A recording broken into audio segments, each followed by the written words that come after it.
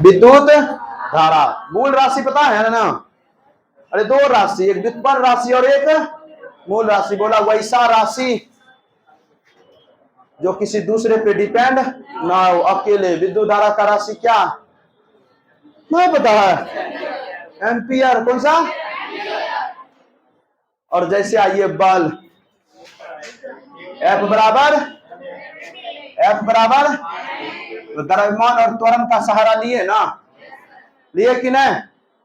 वेग मीटर प्रति, तो दूरी और समय का सहारा लिए ना। तो वैसा मात्रक जिसमें मूल मात्रक का सहायता लिया गया हो उस पे क्या कहते हैं? व्युत्पन्न मात्रक। और जो आपका अकेले, जैसे समय का मात्रक सेकंड में किसी का सहारा लिए।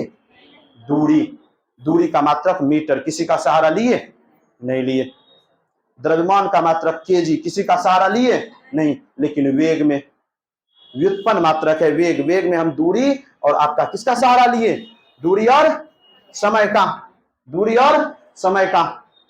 वही होता है व्युत्पन्न मात्रक। कल से केमिस्ट्री खत्म ना, कल से स्टार्ट होगा फिजिक्स। सर यही चैप्टर स्टार्ट करेंगे पहले, यही है आपका।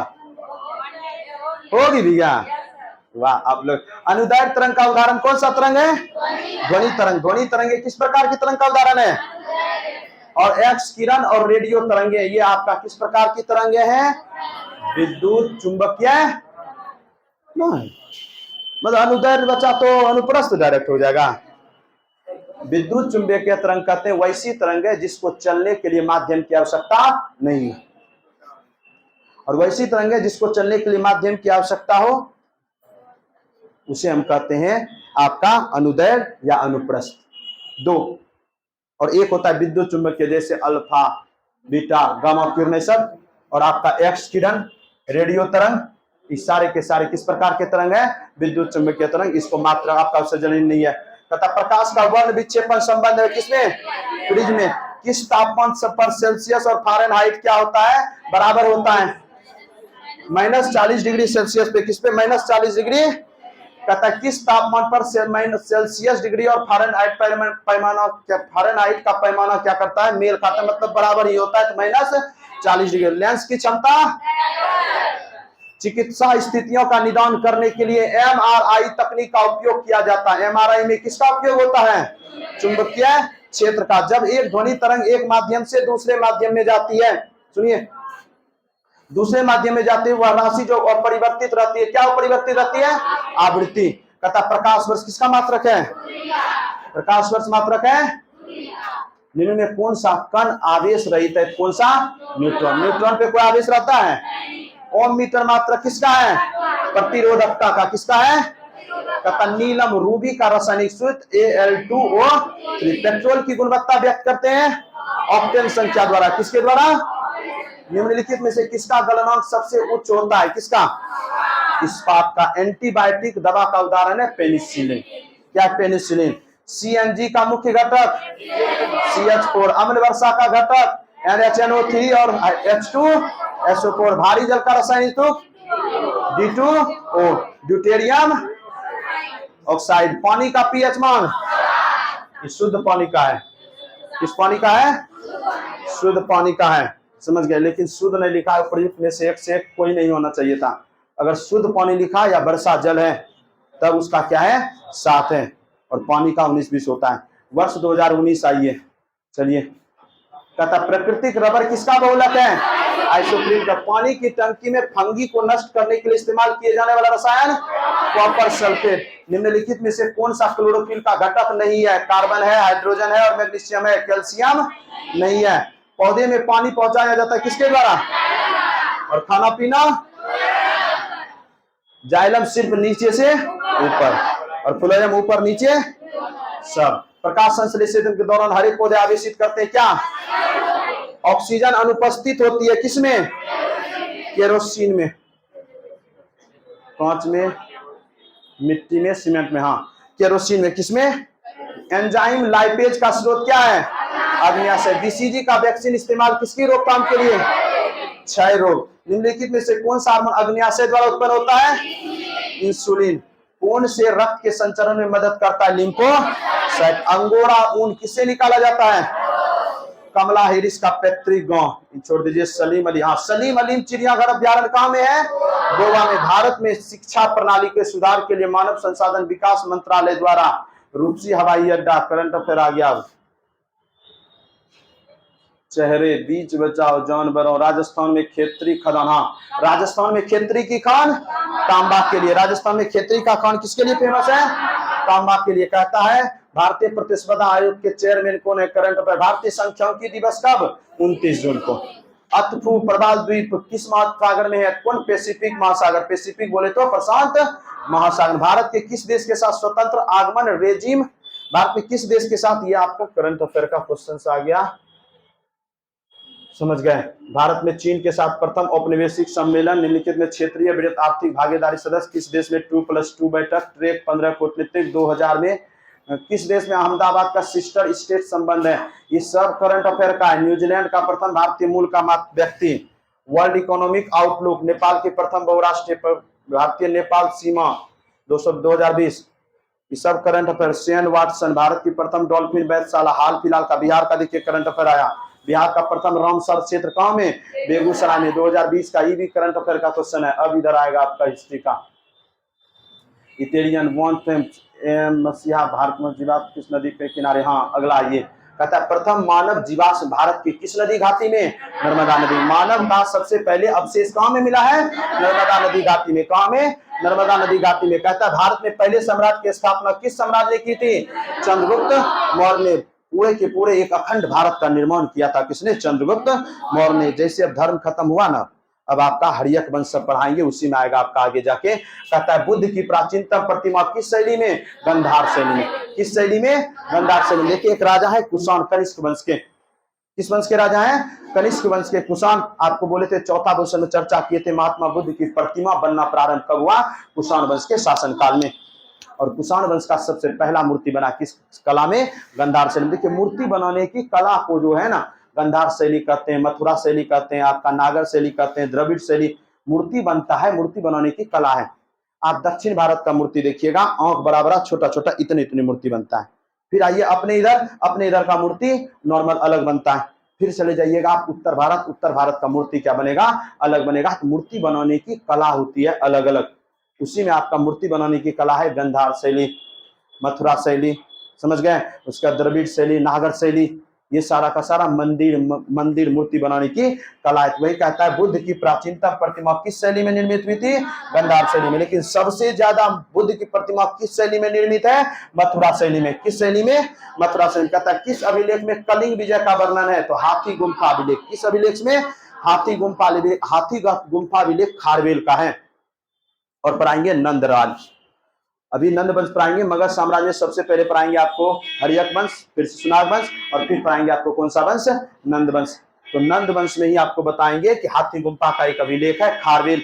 खारवेल ने लिखा है, और खारवेल ने जो लिखा है इसमें लिखा है कि नंद राजा एक थे जिन्होंने कलिंग में क्या खुदवाया था? नहर खुदवाया था। इसका मतलब नंद वंश के राजाओं का अधिकार था कहां में?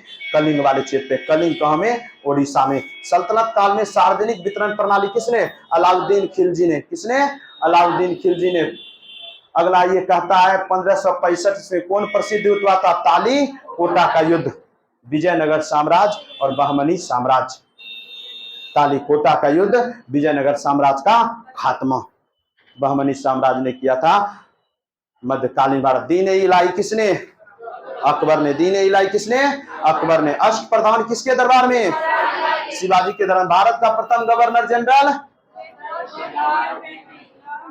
भारत के प्रथम governor general lord William Bentinck. Lord William है ऑप्शन में? उपयुक्त में से कोई नहीं। भारत का प्रथम वायसराय है लॉर्ड कैनिंग। भारत का पहला वायसराय। भारत के प्रथम governor general lord William Bentinck. कहता है भारत में ब्रिटिश साम्राज्य का संस्थापक कौन है? Robert Clive. रॉबर्ट क्लाइव ने 1757 ईस्वी में प्लासी के युद्ध को जीता था। तो भारत में ब्रिटिश सत्ता का स्थापना किया था किसने? रॉबर्ट क्लाइव ने। 1857 की क्रांति सर्वप्रथम कहां प्रारंभ? मेरठ में। कहां में? मेरठ में। मुंडा विद्रोह किसने किया था? बिरसा मुंडा। आर्य समाज के संस्थापक? भारत रत्न सबसे पहले किसको मिला था? सर्वपल्ली राधा कृष्णन को। देखिए क्वेश्चन कोई खासा न है, इजी सब है, न लगता है। बिहार का कौन सा शहर 5 पहाड़ियों में से घिरा हुआ है? कौन सा? क्या? बिहार का 5 पहाड़ियों, 5 नदियों में है पंजाब। बिहार में राजगीर है, 5 पहाड़ियों से घिरा हुआ। समझ गए? राजगिरी है ऑप्शन में, राजगिरी या गिरिवज्र। इसीलिए तो मगध साम्राज्य की राजधानी पहले कहां बनाई गई थी? राजगिरी, ताकि 5 पहाड़ियों से घिरा था, जिसका प्रकृति खुद रक्षा कर रहा था। प्राचीन भारत से क्वेश्चन पढ़ाएंगे, जिसका प्रकृति खुद रक्षा करेगा, उस पर दूसरा राज्य कैसे आक्रमण करेगा? तो राजगिरी उपर्युक्त में से कोई नहीं। कहता बिहार के प्रथम राष्ट्रपति कहां के थे? बिहार छात्र सम्मेलन का 16वां अधिवेशन कहां में हुआ था? बिहार के चिरांद नामक पुरास्थल की प्राचीनतम कहां की है? नवपाषाण कालीन। चिरांद आपका पटना के पास है। यहां से हड्डी के उपकरण मिले हैं। किसकी हड्डी? हिरण के हड्डी का क्या मिला है? आभूषण मिला है। नवपाषाण कालीन आपके उपकरण मिले कहां में? बिहार के। आपको नवपाषाण काल पढ़ा है ना जी? नहीं बताते? पूरा पाषाण काल, मध्य पाषाण काल और नवपाषाण काल। कृषि का खोज किस काल में? पहिए का खोज किस काल में? जानवर को पालतू बनाना तब कहते नहीं पढ़ाए। चलिए, कहता है बाबा ठाकुर, ये आपका बिहार से संदर्भ है। बाबा ठाकुर दास ने पटना में किस सोसाइटी की स्थापना? रामकृष्ण मिशन की। स्वतंत्रता प्रताप बिहार का प्रथम राज्यपाल जयराम दास दौलत राम। कहता है उत्तरी अमेरिका में नियाग्रा जलप्रपात किन 2 झीलों के बीच है? ओंटारियो झील और एरी झील। ओंटारियो और एरी झील वर्ल्ड ज्योग्राफी का है। किसका है? वर्ल्ड ज्योग्राफी का आपका क्वेश्चन है। ओंटारियो झील और एरी झील, ये आपका कहां में जानते हैं? अमेरिका और कनाडा की सीमा पे। समझ गए? अगला है मसाई, सकाई, बोडोइन और किर्गिज। ये सब क्या है? जनजाति है। कहता है किसका मिलान? जोड़ जो है बेमेल है, किसका मिलान? गलत है। तो मसाई जनजाति मध्य पूर्वी अफ्रीका में नहीं, सकाई कहां में? मलेशिया में। अरबी ये वर्ल्ड का है। अगला है निम्नलिखित में से कौन सा जर्मनी का कोयला क्षेत्र नहीं है? रूर घाटी है, सार बेसिन है, ईस्टर्न बेसिन है, लोरेन बेसिन आपका कोयला क्षेत्र नहीं है। उद्योग देखिए, विश्व के उद्योगों से पूछा है क्वेश्चन। रूर बेसिन, जर्मनी में रूर बेसिन है। यहाँ कोयला का क्या है? सबसे ज्यादा भंडार है। एक जगह है रूर बेसिन, वही आपका कहां में है? जर्मनी में। रूस के किस शहर को उत्तर का वेनिस कहते हैं? Saint Petersburg. कहता है यूरोप में पिरेनीज पर्वत, इसका आपका पिरेनीज है, पिरेनी लिखा है। पिरेनीज पर्वत की श्रृंखला किन 2 देशों को अलग करती है? स्पेन और फ्रांस को। भारत में चंद्र और भागा नदियों से मिलने से कौन क्षेत्र में बहती है? लाहौल क्षेत्र में। किस क्षेत्र में? लाहौल। लाहौल और स्पीति। अगला ये, और ये कहां में? चंद्र और भागा याद है? हम बताएं किसको किसको लगता है चंद्र और भागा याद है? हिमाचल प्रदेश में है। चंद्र और भागा मिलने से एक नदी का निर्माण होता है। नहीं याद है? याद नहीं है? हम भी भूल गए। बताएं एक बार, मारेंगे लेकिन। आज आप जाके सबसे पहले उल्टा के देखिएगा। चंद्र और भागा, थोड़ा सा हिंट दे देते हैं, रोहतांग दर्रा के पास से। समझ गए? चलिए आइए, भरमौर जनजाति किस प्रांत में स्थित है? हिमाचल प्रदेश में। देखिए, हिमाचल प्रदेश से ऊपर भी क्वेश्चन है और हिमाचल प्रदेश से फिर क्वेश्चन है। कहता है चंबल नदी पर राणा प्रताप सागर बांध किसमें? राजस्थान राज्य में। अगला कहता है जवाहरलाल नेहरू बंदरगाह कहां में? नन्हा शोभा और बंदरगाह बताए थे, नहावा शोभा, और उसी का नाम क्या है? नहीं बताएं? भारत का सबसे बड़ा कृत्रिम बंदरगाह नहावा शोभा, इसी का नाम जवाहरलाल नेहरू बंदरगाह है। देखिए, रिजल्ट तो बन जाएगा, लेकिन जितना पढ़ाए ना उतने रिवीजन कर लीजिएगा कम से कम। हम बोले जितना पढ़ाए उससे मत छोड़िएगा। आपका नहीं बनेगा रिजल्ट तो आप हमको कहिएगा। नहीं कोई जरूरी हमको 150 बनाए, 150 पे मायूस का है। 2 साल को 10 को 20 को नहीं बनाते, मायूस का होंगे हम। हमको इतना बनाना है कि रिजल्ट मेरा बने। और 150 में 150 कोई नहीं बनाता है। हम लोग भी बहुत एग्जाम दिए, बहुत जानते हैं, फिर भी कोई एग्जाम में चैलेंज नहीं कर सकते। 150 में 150 बना देंगे। अभी सब कोई क्वेश्चन पूछेगा, हमने जवाब नहीं दे पाएंगे। जीके जी स्थान था ही नहीं। यूपीएससी सबसे ज्यादा स्टूडेंट कौन पढ़ता है? यूपीएससी वाला। और यूपीएससी वाले का 100 नंबर का क्वेश्चन आता है तो 60-65 कटअप जाता है। 60-65, जबकि सब बाबने, हाँ बोले ना 60 बहुत हो गया, 60 से नीचे ही रहता है जनरल तक का बोले। अब आप एक बात बताइए, सबसे ज्यादा वो पढ़ता है, सबसे ज्यादा यूपीएससी वाला पढ़ता है ना, काहे ने 100 में 100 ला लेता है? सबसे ज्यादा कौन मेहनती? यूपीएससी। तो काहे ने जीके जी सिलेबस में है, काहे 100 में 100 ला लेता है? इसका मतलब इसका कोई अंत है नहीं। आपको बनाना उतना है। हम जो बोले ना, आप प्रेशर मत लीजिए, हम कितना अच्छा समझाएं, जितना पढ़ाएं ना आप उसको रिवीजन कर लीजिए। आप गिनिएगा, जितना पढ़ाए हैं उतना से आपका रिजल्ट बनता है। सब एक बार गिन लीजिएगा, जितना सर पढ़ाए, जितने सर पढ़ाए हैं उसको अगर आप बना लेते हैं, जो पढ़ा दिया गया वो गलती नहीं होना चाहिए। देखिएगा रिजल्ट नहीं होता है। अभी 20-25 क्वेश्चन आ गया जो पढ़ाया हुआ है, नहीं पढ़ाया हुआ है 20-25 क्वेश्चन, समझ गए। सब रिवीजन शीट कर लीजिए जितना पढ़े हैं। ज्यादा फालतू बोकने से कोई दिक्कत कोई जरूरी नहीं। कश्मीर में पहलगांव किस नदी के किनारे है? लिद्धर नदी के किनारे। किस नदी के किनारे? लिद्धर। दंडकारण्य का क्षेत्र किस राज्य में? छत्तीसगढ़ में। किसमें? दंडकारण्य का पठार किसमें? छत्तीसगढ़ में। हम पठार बताएं 1 नंबर, अभी पीडीएफ निकाल के दिखा देंगे। दंडकारण्य का पठार, छोटा नागपुर का पठार, पठार सब पढ़ाएं, समझ गए, एक एक करके पढ़ाएं। अगला ये 2011 की जन्म करता है। 2011 में बिहार में कितने जिलों में 10 लाख से कम जनसंख्या थी? कितने में? 3 में। 5 है 3 में? कितने में?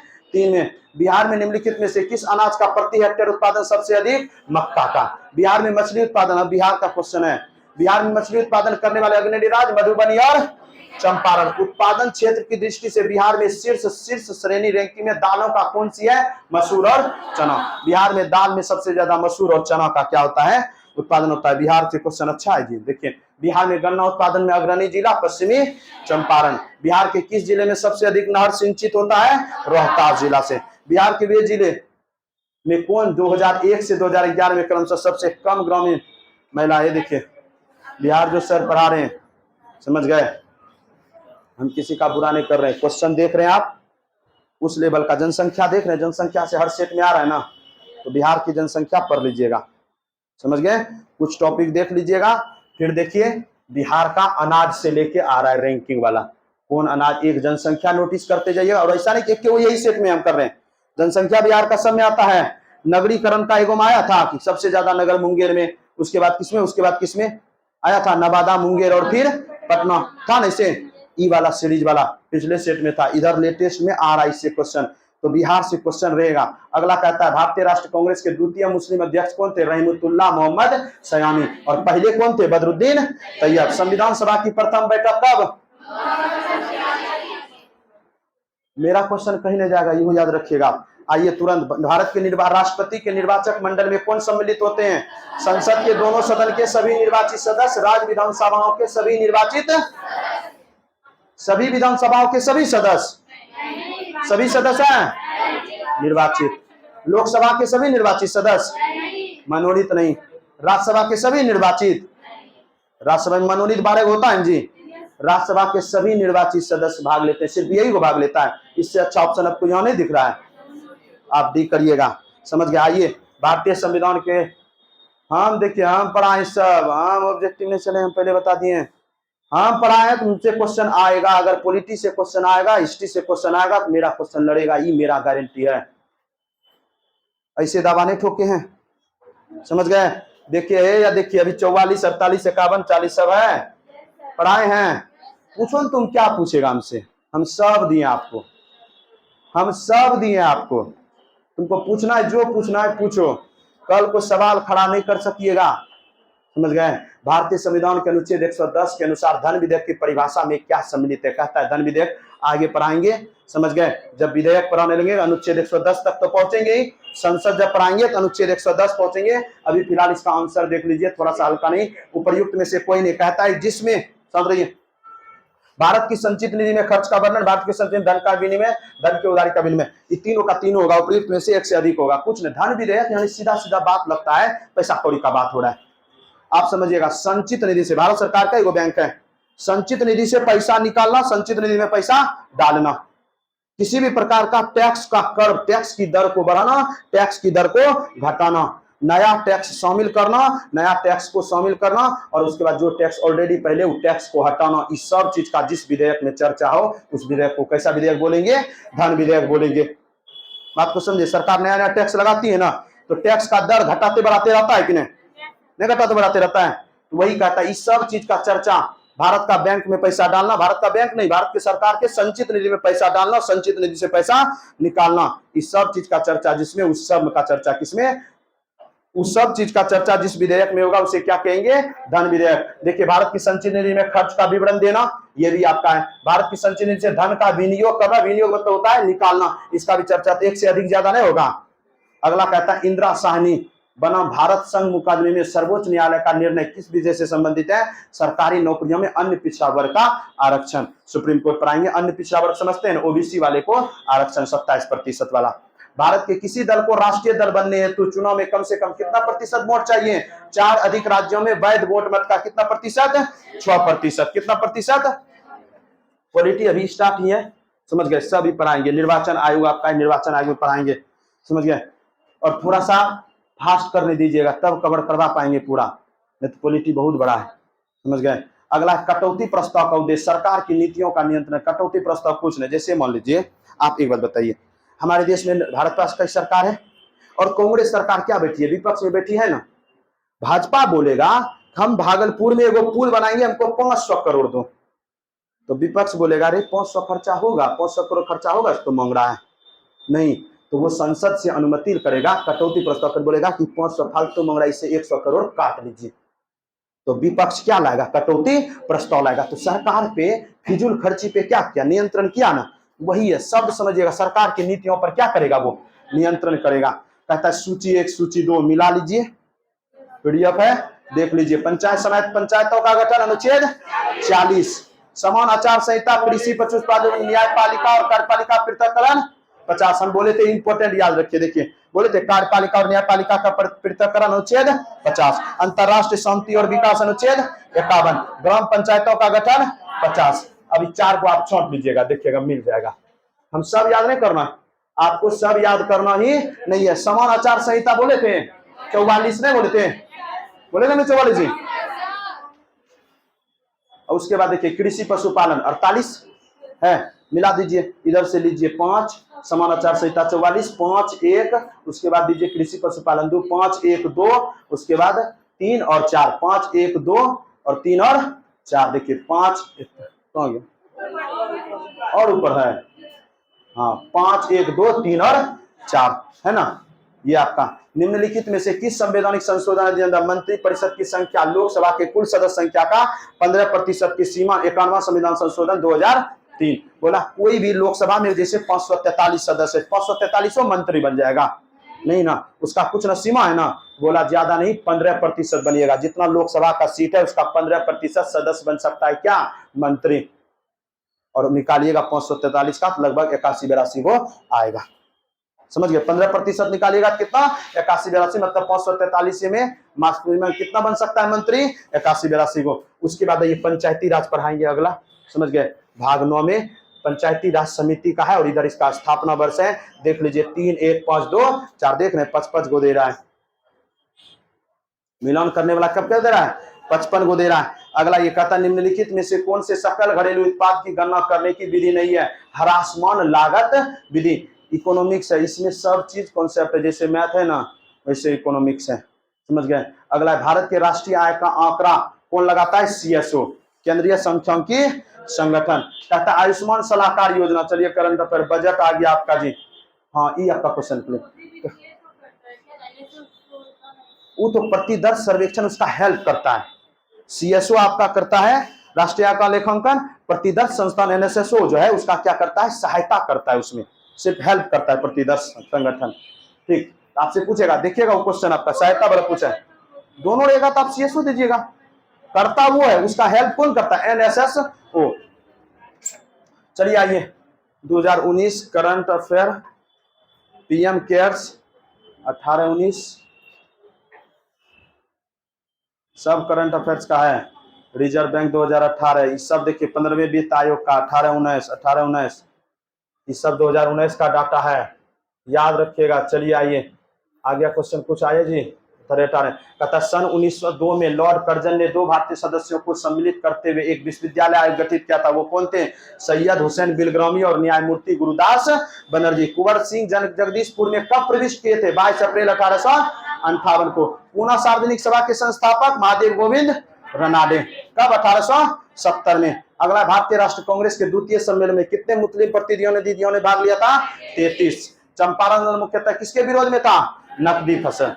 अरे नकदी फसल नहीं जानते, वैसा फसल जिसका औद्योगिक महत्व हो, नकदी फसल जिसका हम आर्थिक के लिए, जैसे नील हो गया, जैसे सरसों हो गया, समझ गए, कम समय में हो जाए, उसका क्या हो, आर्थिक महत्व। अगला कहता है 1904 में देवघर में गोल्डन लीग की स्थापना हुई थी। बिहार का है। ब्रिटिश का बहिष्कार और स्वदेशी आंदोलन की प्रगति के लिए क्या की गई थी, बिहार में। 1904 के देवघर कहां में, बिहार में। 1885 में WC बनर्जी, कहता है 1885 में WC बनर्जी पहले बने थे अध्यक्ष। इंगित भारतीय राष्ट्र कांग्रेस में निम्न उद्देश्यों में से कौन सा सही है, कहता है देश के हितों की रक्षा करने वाले भारतीयों के बीच संपर्क और मित्रता बढ़ाना, ये आपका सही। कहता है कि देश के हितों के बीच, अंग्रेज ने जो कांग्रेस का स्थापना किया था, क्या सोचा था, अंग्रेज और भारतीयों के बीच क्या हो सके, समन्वय स्थापित हो सके, इसका बात उसके पास, उसका बात इसके पास, भारतीयों की मांग को क्या कर सकेगा, रखा जा सकेगा, किसके पास, अंग्रेजों के बीच। वही कहता है देश के हित की रक्षा करने वाले भारतीयों के बीच क्या करना है, संपर्क और मित्रता को बढ़ाना है। कहता है देशवासियों के बीच जाति, संप्रदाय, प्रांतीय पक्षपातों की भावना को दूर करके उनमें राष्ट्रीय एकता की भावना को विकसित करना है, ये आपका नहीं होगा।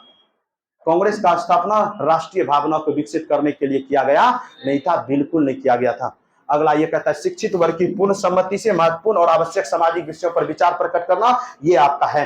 अगला कहता है यह निर्धारित करना कि आगामी वर्ष में भारतीय लोकहित के लिए किस दिशा में और किस आधार पर कार्य करें, ये भी आपका होगा। A, C और D उपर्युक्त में से एक से अधिक। कहता है सन 1906 में लंदन में अभिनव भारत सोसाइटी की स्थापना किसने, अभिनव भारत, BD सावरकर। पहले इसका मित्र मेला के नाम से 1899 में, उसके बाद इसका नाम बदल के क्या किया, अभिनव भारत किया। कब, 1904 में। 1904 में है, भारत से बाहर है, देख ले, सन 1904 में लंदन में है।